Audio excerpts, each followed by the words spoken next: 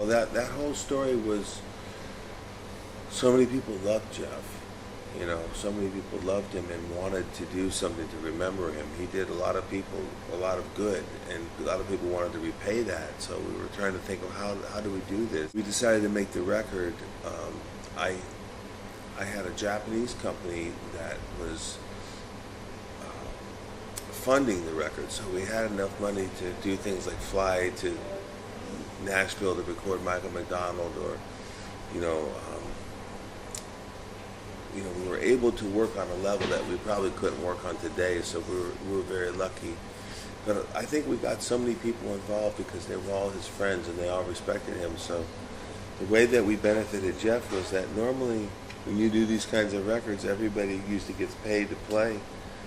We set up a way that the people could take the money that we pay them, and instead of giving it to them, we put it in a fund to give to Jeff's kids.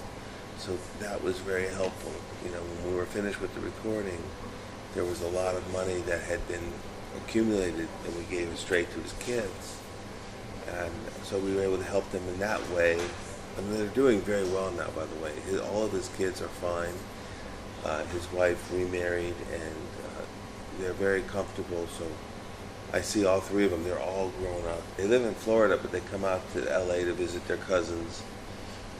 And, you know, when we did the tribute, I think the idea was to capture on a CD how great Jeff was. And so that shows you how great he was. You get Boz Scaggs and Eddie Van Halen and Don Henley and Mike McDonald and Larry Carlton and all these people, Steve Gadd, to all get together and make music, you know.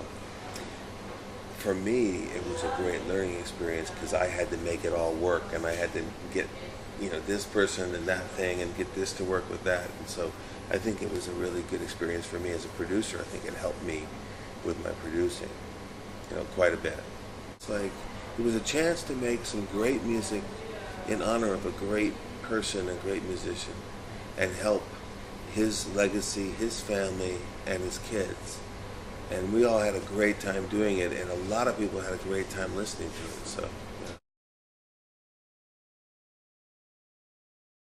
Well, we started doing the concert every year in memory of Carlos, because it's just unfortunate that we've lost. He was my best friend. You know, it's hard to believe that I can't see him anymore. You know, so.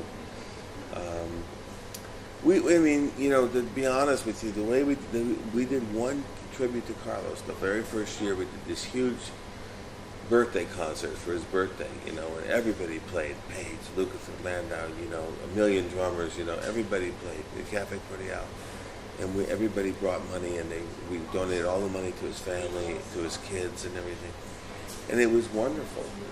But what happened was the next year, I thought we were just doing it once, but the next year we were doing a gig around the same time, and then one of the guys on the, I think it was Jimmy Johnson, said, well, let's make this a tribute to Carlos gig like we did last year. And I thought, well, I don't want to do this every year. This is a big project. And they said, well, you know, let's just call it tribute to Carlos. So that's what happened. The second year, it was really just a gig. It was a regular gig. It was Steve Ferroni, Jimmy Johnson, me, Steve Tavoloni. You know, we were playing it at the Baked Potato in Hollywood, and then Vinny came down, and because he knew it was Carlos's birthday, and then he sat in and played a little bit. And then the next year, we said, well, let's do it again. And then that year we had Vinny, Tristan Bowden, Mike Landau, Lou Thur, Bill Champlin, Jason Schaff, Greg Matheson, Alex Lidgerwood. I mean, we had this ridiculous group. And so that was the third year. So then it became like, well, wow, let's do this every year because we really have such a great time. It brings everybody, and we're having great musical time. So we kept doing it every year.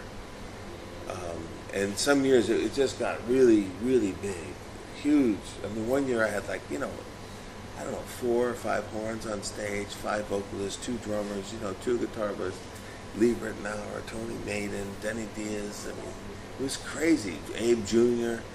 Have you seen some of the clips on my website? I put all the clips up there. But then this last year we scaled it back down, and we started out with Oscar on drums, and then he got up, and then Vinny played for 4 songs, and then Vinny got up, and then Walfredo Reyes played the rest of the night.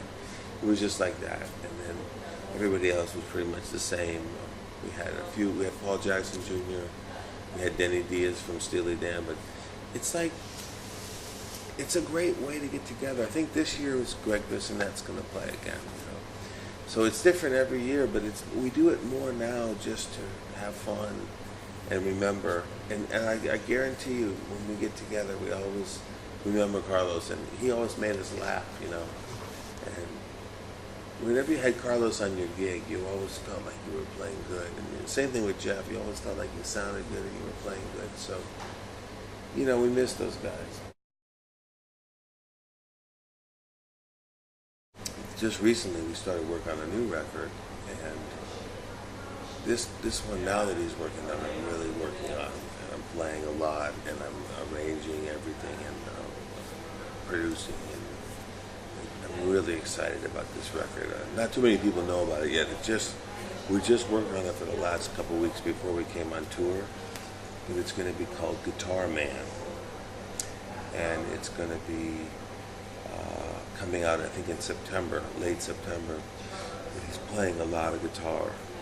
It's more guitar and some vocals, like 4 vocal songs, but it's really nice. I mean, it's just such a thrill for me to get to work with him in the studio and help shape this project. It's exciting.